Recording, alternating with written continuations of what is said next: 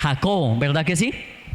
Pero hablábamos y lo mencionaba yo en algunas oportunidades hace 8 días, que Jacobo es el hermano de Juan. Jacobo es el hermano de Juan. Los dos se dedicaban a la pesca, pero no eran simples pescadores por allí.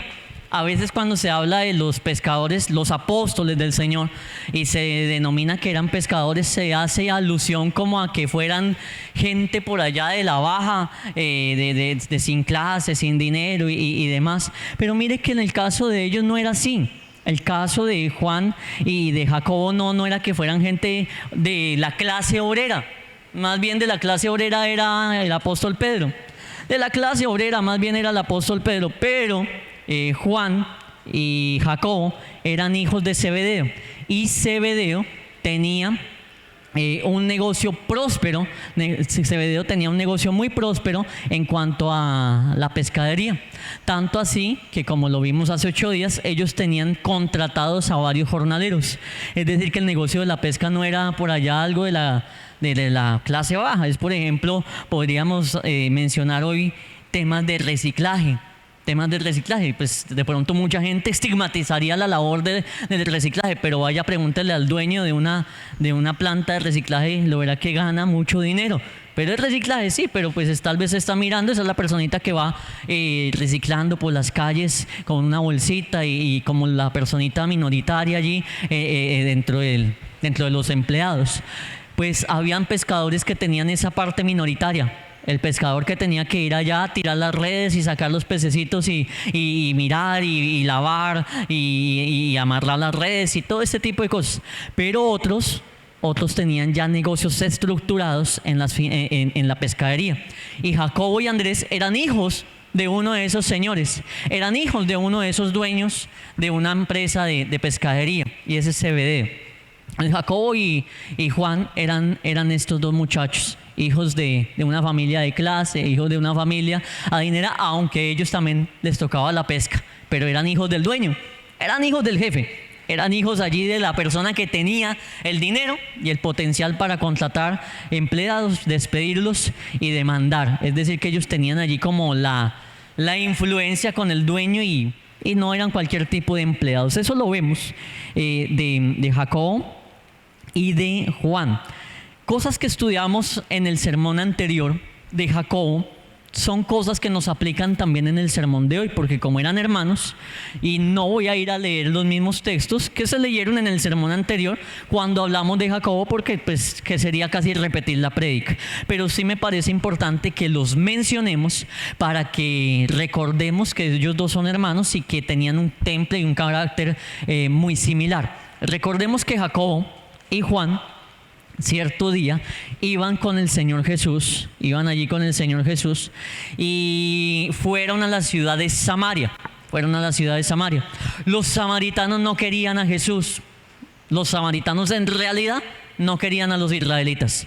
Samaria era una ciudad que simplemente se habían casado con mujeres que no eran de su linaje, se habían casado con mujeres extranjeras, y los israelitas les comenzaron a hacer el feo. Esos samaritanos se unieron en matrimonio por allá con gente que no les convenía. Se unieron con gente que no era de edificación. Se unieron con gente que no eran de la misma nación de Israel. Acordémonos de que eso en la Biblia era un mandamiento estricto de parte de Dios. Que si la persona era israelita, se tenía que casar ¿con quién? Con un israelita. Hoy eso es un principio para la iglesia. Que si alguien es creyente, debería, dice la palabra, de tener una pareja, un matrimonio que sea también creyente. Por eso no se va a perder ni se va a ir al infierno alguien. Pero la Biblia sí dice: no os unáis en yugo desigual, porque ¿qué comunión tiene la luz con las tinieblas? Y la Biblia dice ninguna, y está en la Biblia. Entonces, cuando la personita llega y se encuentra con esa situación, pues dice, lo que pasa es que entre la luz y las tinieblas no va a haber ninguna comunión, y entiendo que entonces, mientras yo en un diciembre quiero de pronto buscar de Dios, la otra persona va a querer es traer cerveza, prender el equipo. Mientras yo en un diciembre quiero de pronto colocar allí música cristiana, la pareja de pronto lo que quiere es colocar por allá música decembrina, de fiesta y demás. Mientras que en el cumpleaños de un hijo, el creyente va a querer de pronto celebrarlo en un ambiente sano, con almuerzo, con de pronto un asado, un poke, lo que sea, de manera sana. La pareja que no es creyente, que es inconversa, está pensando en el ron, está pensando en el baile, está pensando en una cantidad de cosas. Ahora, máxime cuando se está hablando de la crianza de los hijos. Entonces, mientras que el creyente va a querer llevar a los hijos a la iglesia, el que no es creyente va a querer llevárselos por allá a otro lugar diferente, mientras que el que es creyente le va a decir: hijo, vamos a hacer el devocional, vamos a abrir la Biblia y a leer. El que no es creyente: ay, qué pereza ustedes a toda hora ya leyendo la Biblia, yo mejor aquí me pongo a mirar Netflix o mirar un partido. No son cosas malas ni el Netflix ni el partido, sino que van a tener un foco diferente, van a tener una visión diferente. Entonces, hoy para la iglesia igual es una regla de vida. Vuelvo y se le digo, no se condena por eso. Hay personitas que tienen un cónyuge que no es cristiano. Y no vaya a levantar la mano, pero los casos que hay acá en la iglesia con cónyuges no cristianos, si yo le pidiera: levante la mano a ver cuántos problemas no tiene, y la verdad que todas las manos se levantarían, porque trae muchos problemas tener una pareja que no es creyente. Trae muchos problemas. Entonces la persona va a ayunar y la pareja le va a poner problema. Otra vez aguantando hambre.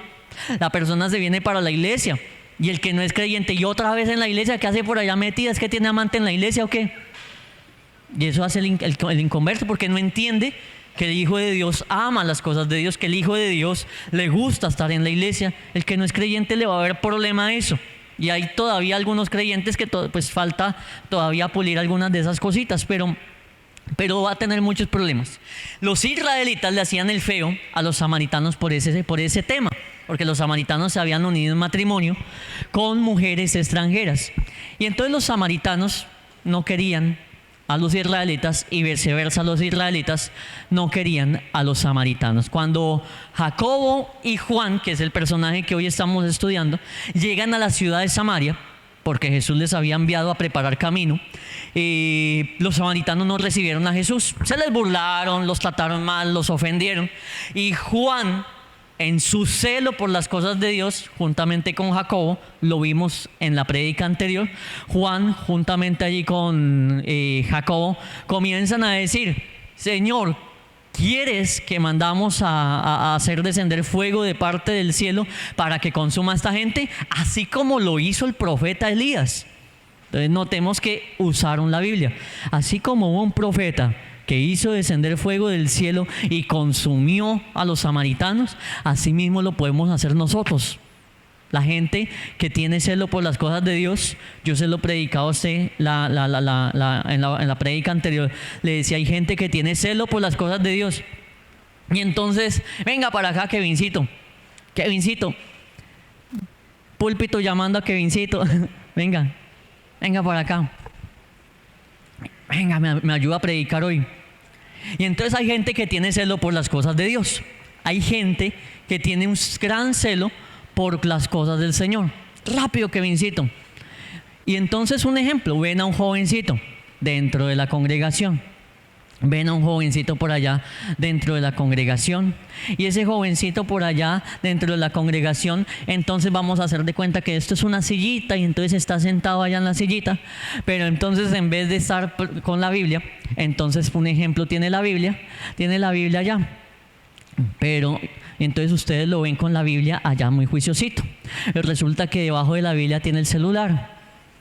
Yo he visto a más de uno ahí que salen con unas, o le cambian rápido la página, porque como se despliegan las ventanas abiertas, entonces la Biblia la tienen abierta, pero a la vez tienen un juego abierta, o utilizan doble pantalla, bueno, lo que sea. Entonces hay personitas que lo pueden ver muy juicioso, pero no falta el ujier que va por ahí caminando y le ve el celular, y entonces lo va a querer zarandear, y porque el celo de Dios, esas cosas no se hacen, y mejor dicho. Pero eso, ¿se acuerda la prédica anterior que decíamos que eso no lo debemos de hacer? No debemos de maltratar a nadie. Pero es celo de Dios. Pero de pronto sí es un irrespeto tener el celular en plena prédica. Pero de pronto sí es un irrespeto muchas otras conductas dentro del culto. Claro que sí. Pero el celo que yo tengo por las cosas de Dios no me debe de llevar a atropellar a alguien. Mire que Juan, juntamente con Jacobo, porque hace 8 días estudiamos de Jacobo, hoy estamos hablando de Juan, tenían esa característica. mandemos descender fuego y que lo consuma. No, Jesús les dijo no, porque no he venido a que se pierdan las almas, sino a que las almas sean salvas. Yo no he venido a que se pierdan las almas, yo no he venido para eso, no he venido para maltratar, sino más bien a salvar lo que se había perdido, dice la palabra del Señor. Lo leíamos allí. En otra oportunidad, me va a seguir ayudando a predicar. Entonces, en otra oportunidad, el celo de Dios no lo llevó con gente que estaba rechazando a Jesús, corramos esto para allá, sino que en esta ocasión, por ejemplo, Kevin está ahí juicioso, está evangelizando y está discipulando allí a alguien. Ahí me ayuda ahí, evangelizando, haciendo la obra de Dios, básicamente predicando. Coja la Biblia, con eso me ayuda a predicarle ahí a la gente. Ya a usted no le queda difícil, predíquele ahí a las personas en mímica. Y entonces llega Juan en esa otra ocasión y le cuenta a Jesús: imagínese, Señor Jesús, que me encontré por allá que es que alguien predicando, haciendo discípulos y bautizando. ¿Y sabe qué dice Jesús? ¿Qué dice la Biblia? Alguien que se sepa el versículo. ¿Nadie se sabe el versículo? Vamos a buscarlo porque dirán que estoy hablando quién sabe qué herejías. Mientras tanto, ahí Kevin va a estar predicando. Marcos 9:38, por favor. Pero usted sigue predicando. Marcos 9:38. Entonces, Marcos 9:38 dice la palabra del Señor. Juan le respondió diciendo: Maestro, hemos visto a uno. Ese uno en este momento es Kevincito, que nos está ayudando a predicar. Maestro, hemos visto a uno por allá. ¿Qué está haciendo? Que en tu nombre está echando fuera demonios. O sea, ¿qué estaba haciendo? Predicando, echando fuera demonios. Juicioso. Dice, pero él no nos sigue. ¿Y qué hicimos? Se lo prohibimos. Hágame el favor y deja de predicar, y me hace el favor y no me ora por la gente y no reprende a nadie, ningún demonio ni nada de eso. Eso fue lo que hizo Juan. Vimos por allá a uno que estaba predicando y lo trataron como un delincuente, y que por qué no lo seguía. Esa personita no estaba con Jesús propiamente, pero en el nombre de Jesús estaba reprendiendo demonios. En el nombre de Jesús estaba predicándole a la gente. En el nombre del Señor Jesucristo estaba enseñando la palabra. Y de hecho otros textos dicen que también estaba haciendo discípulos o incluso bautizando. Pero, ¿qué estaba haciendo esa persona? Estaba haciendo las cosas bien. Estaba haciendo las cosas bien. ¿Qué diría el Señor Jesús? Siguiente versículo. Bien hecho, Juan. Te felicito por tu celo por las cosas de Dios. Leamos qué dice el siguiente versículo. Pero Jesús dijo: no se lo prohíban, no se lo prohibáis, no se lo prohíban. ¿Se acuerda que hablábamos de que Jacobo tenía un celo, y el celo por las cosas de Dios lo llevaba a hacer cosas como esas? Y hoy está hablando de Juan lo mismo. Entonces dice Jesús: no se lo prohibáis, porque ninguno hay que haga milagro en mi nombre que luego pueda decir mal de mí. O sea, esta persona, si está en mi nombre predicando la palabra, no le impidan predicar. Él está predicando en mi nombre, déjelo tranquilo. Si él está echando fuera demonios, reprendiendo demonios en mi nombre, déjelo. Pero Juan no. Juan era: si usted no sigue a Jesús, entonces usted es un demonio, usted es un hereje. No, las cosas no eran así. ¿Será que esas cosas pasan dentro de las iglesias hoy? Sí. Es que esta iglesia va a ser salva y la iglesia de por allí de la esquina no es salva. ¿Por qué? Si también están predicando en el nombre de Jesús, si también están enseñando las cosas correctamente. Ahora, si no están enseñando la sana doctrina, ahí sí podríamos decir eso. Pero hay iglesias que sí enseñan la sana doctrina, hay iglesias que están haciendo las cosas bien, hay iglesias que también están ayunando, hay iglesias que también están vigilando. Hay iglesias que están haciendo las cosas correctamente, igual que Bethesda. Bethesda es una iglesia de sana doctrina, de oración, de ayuno, de vigilia, como la vigilia del viernes, que fue maravillosa, y muchos de ustedes vinieron. Los demás les animo a que la próxima vigilia nos puedan acompañar. Fue una vigilia donde ocurrieron cosas como estas, donde hubo gente donde se le ministró liberación, donde hubo llenura del Espíritu Santo, donde unas personitas llegaron con una cara de pronto con problemas, tribulaciones y demás, pero salieron renovadas en el Espíritu Santo. Eso sucedió en la vigilia, unas cosas maravillosas de verdad. Vinieron 2 iglesias, fue maravillosa esa vigilia. Pero entonces hay muchas iglesias que también lo hacen. No solamente Bethesda es una casa de bendición, aunque esta casa, ¿cuántos dicen amén? Es una casa de gran bendición. Es una casa de mucha bendición. Pero hay otras casas que también son de bendición. ¿Y qué hacer con aquel joven que se va a estudiar al exterior y por allá en el exterior no hay Bethesda? Y entonces se le acabó la vida cristiana.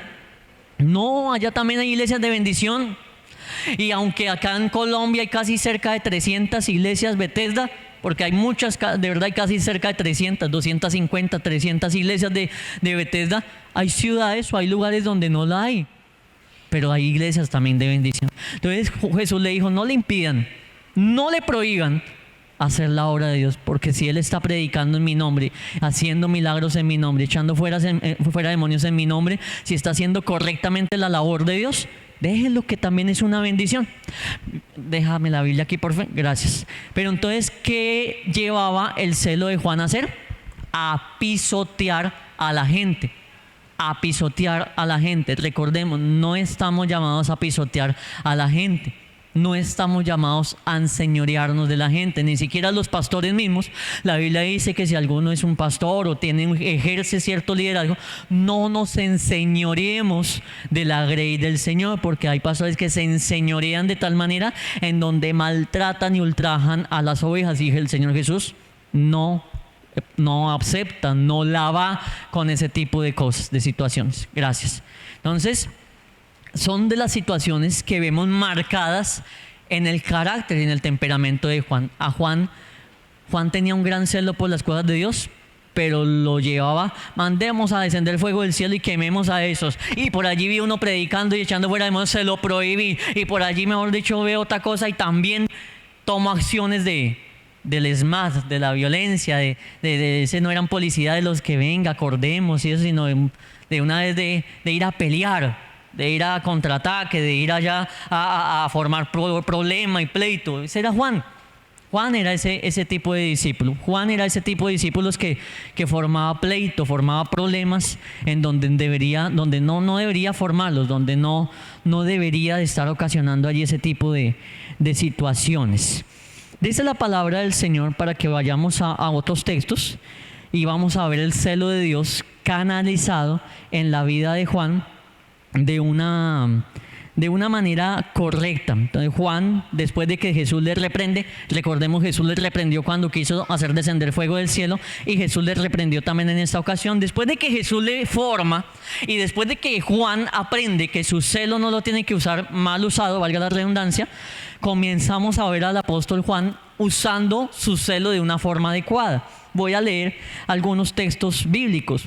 Tercera de Juan 4.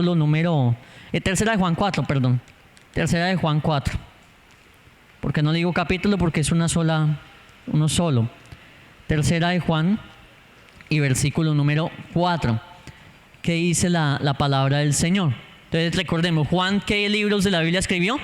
El Evangelio de Juan, las 3 cartas de Juan y el Apocalipsis lo escribió Juan. Entonces mire lo que dice acá la palabra del Señor. Tercera de Juan 1:4. Un Juan cambiado, un Juan transformado, sigue teniendo celo por las cosas de Dios, pero su carácter ya es diferente. Dice, no tengo yo mayor gozo que este. ¿Cuál gozo? El oír que mis hijos andan ¿en qué? En la verdad. Seguía teniendo celo, porque una persona que tiene celo de las cosas de Dios, no hay algo que le alegre más que haya una iglesia caminando en la verdad. ¿Amén o no amén? Eso es un pastor que le dé celo de las cosas de Dios, no le va a dar más alegría que ver una iglesia de sana doctrina. ¡Ay, qué alegría, qué bendición! Que esta iglesia es pura, que esta iglesia busca hacer las cosas a la voluntad del Señor. No hay mayor alegría que eso. Una mamá, acá hay muchas mamás, una mamá que tenga celo por las cosas de Dios, lo que le va a dar alegría es ver a su hijo andando en la verdad. Pero véalo por allá, le voy a poner este ejemplo a las mamitas que están en este culto. Si su hijo se cambia de iglesia y se va por allá a una iglesia y le llega con un piercing y le dice, no mamá, me predicaron allá en el culto de jóvenes que eso no es pecado, ¿qué le da a usted como mamá? ¿Qué le da? Alguien, una mamá que me ayude a participar, ¿qué le da? Celo, rabia, muy bien, gracias. Esa es la expresión directa, sincera. Rabia, ¿qué es lo que le pasa a usted? ¿Para qué iglesia? ¿A dónde se fue a meter? ¿A qué iglesia se fue por a meter? Bueno, porque le da celo, porque usted conoce la palabra de Dios, porque entiende que hay cosas que definitivamente no son de Dios, que no son religiosidad, pero que no son de Dios. No son de Dios. Lo mismo podríamos poner con cualquier otro ejemplo. No, mamá, es que me dijeron que por allá no es malo tomar. ¿A cuántos les han dicho eso algunas personas que le dicen, yo también soy cristiano, pero yo me tomo una cervecita? No, es que eso no es malo. Levanten la mano a cuántos han encontrado cristianos así. Porque sí, hay cristianos así, que eso no es malo tomar, que no hay que... Pero el cristiano que conoce la palabra, ¿qué le da? ¿Celo? Eso no es así. Pues la Biblia me enseña a mí que los borrachos no entrarán al reino de los cielos. La Biblia me enseña a mí que un poquito de levadura leuda, ¿qué? Toda la masa. Yo entiendo la palabra y a uno le da celo y recelo ciertas cosas que acontecen en muchos lugares. No solamente cosas como las que le acabé de mencionar. Hay muchas cosas que pueden generar celo. Pero la persona que tiene celo por las cosas de Dios le da alegría saber cuando alguien está caminando derechito, cuando hay alguien que está haciendo las cosas bien. Ese es Juan. Pero vea lo que ahí ya no está maltratando a nadie. Está diciendo a mí me da alegría y no tengo mayor gozo que ver a mis hijos, es decir, los que él se había ganado para Cristo, los que él había predicado, andando en la verdad. Eso genera alegría. Es decir, que Juan nunca perdió su celo por las cosas de Dios, pero aprendió a no pisotear a la gente. Aprendió a no maltratar a la gente, aprendió a no hacerle daño a las personas debido a su celo. ¿Qué dice el segunda de Juan 4? Ahí devolvámonos una carta, porque estamos en la tercera, la segunda y el versículo 4. Segunda de Juan, versículo 4, perdón. Mucho me regocijé, nuevamente hablando allí Juan, dice, yo me regocijé, ¿cuánto? Mucho, dice la palabra del Señor, porque he hallado a algunos de tus hijos andando ¿en qué? ¿Sí ve? Lo vemos feliz cuando ve a alguien andando en la verdad. Ese es Juan, alguien que dice la verdad para mí es importante. ¿Y quién es la verdad, iglesia? Jesucristo es el camino, la verdad y la vida. Y tú como un hijo de Dios debes de alegrarte cuando ves a gente caminando con Cristo, porque esa es la persona que tiene celo por las cosas de Dios. Si lo ve caminando por allá con demonios y dice que está con Cristo, ahí es cuando le da celo a uno, ¿no? ¿Cómo es que dice que está con Cristo si está por allá caminando mal, procediendo mal? Ahí es donde viene el celo. Pero acordémonos, el celo no es para dañar, pisotear, destruir. Tenemos que ser sabios, entendidos, misericordiosos. Jesús le dijo Jacobo y Juan, yo no he venido para que las almas se pierdan, sino para que sean salvas, Vayamos por favor a Juan, no a las cartas, sino al Evangelio.